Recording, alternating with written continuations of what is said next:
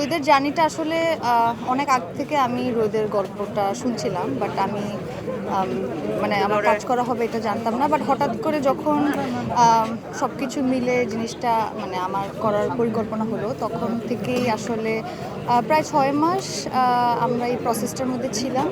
তো সেখানে এটা আসলে এক কথা মানে এটা এভাবে বলতে গেলে একটু আমার জন্য ডিফিকাল্ট, কারণ এটা একটা অন্য প্রসেস। মানে আমি হাওয়াতে যে প্রসেসে কাজ করেছি সেই টিমের সাথে আমি রোহিত করলাম, কিন্তু সেটা একটা ডিফারেন্ট প্রসেস।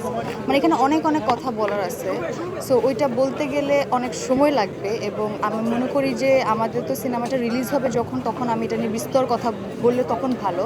বাট এটা বলবো যে এটা হাওয়ার থেকে অনেক বেশি চ্যালেঞ্জ, অনেক বেশি মানে আমি আমার মনে হচ্ছিল আমি হাতড়াচ্ছিলাম চরিত্রটাকে কিভাবে পাবো, কারণ আমি রাস্তায় রাস্তায় পাগল খুঁজতাম, দেখতাম। তাদের মতো হইতে চাওয়াটা মানে এটা এত ইজি না, মানে মানে ওই জীবনটা যাপন করা এত সোজা না। মানে আমার মনে আছে আমরা প্রথম লুক টেস্টের জন্য যখন স্পেসে গেলাম, তখন আমি যখন প্রথম আর কি গেলাম ওই জায়গাটা, তখন ওখানে মাটি ছিল না, মানে মাটি কাটা হচ্ছিল, কোনো ঘাস ছিল না। আর এত সান, মানে আমাদের এতটুকু একটা শেডের জায়গা ছিল, সরি সরি সরি এতটুকু একটা শেডের জায়গা ছিল যেখানে আমাদের টিম দাঁড়াবার মানে কেউ একজন সরলে আরেকজন দাঁড়াবে, এরকম একটা অবস্থার। মানে এখানে মাইগ্রেনের ব্যথা, আমি প্রথম দিন যখন ওই স্পেসে যে আমার মাইগ্রেনের ব্যথা চূড়ান্ত, আমি জাস্ট এইখান থেকে একটুখানি হেঁটে যাচ্ছিলাম, সেটাই আমার মনে হচ্ছে আমি শেষ হয়ে যাব, কারণ ওই তাপটা শরীরে নেওয়ার একটা ব্যাপার ছিল। তা আমি এখানে অনেক দিন থেকেছি, মানে আমি এটা নিয়ে অনেক স্টোরি আছে, অনেক গল্প আছে, এগুলো শেয়ার করতে চাই অবশ্যই।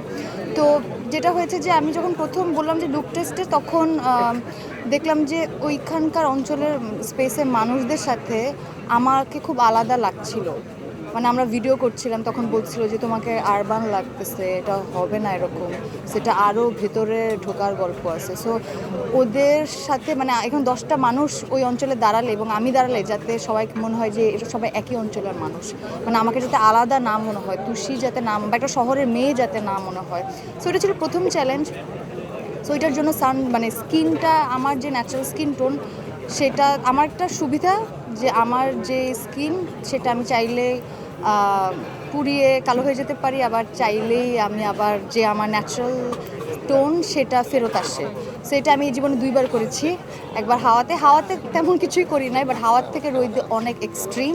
মানে সবচেয়ে চ্যালেঞ্জ ছিল যে আমি 6 মাস তো কোনো রকম শ্যাম্পু, সাবান, কন্ডিশনার, কোনো প্রসাধনী ইউজ করিনি, শুধু ওয়াটার, কোনো সোপ, কারণ সোপ দিলে ক্লিন হয়ে যায়। আমি চাচ্ছিলাম আমার পোর্সগুলো বের হোক, মানে পোর্স বলতে মানে ফ্রেকলস থাকুক।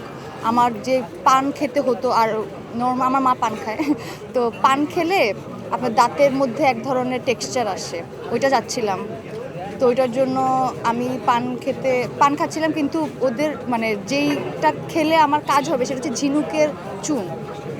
ঝিনুকের চুন খাওয়া যাবে না, পাথরের চুন খেতে হবে। ওই অঞ্চলের মানুষ পাথরের চুন খায়, অনেক লাল হয়ে যায়, ওইটার কারণে মুখ পুড়ে যেত। সো ওইটা প্র্যাকটিসের মধ্যে ছিলাম, মুখের জিহ্বা ভারী হয়ে যেত, অনেক অনেক কিছু। আমি তো যে আমরা যে বাড়িটা বানালাম, সেই বাড়িটা সবার সাথে মিলেমিশে আর্ট, তারপর হচ্ছে ওই যে বললো যে ওই এলাকার মানুষরা সবাই মিলে বসে আমরা ওই বাড়িটা বানিয়েছি, তাদের সাথে আমিও কাজ করতাম।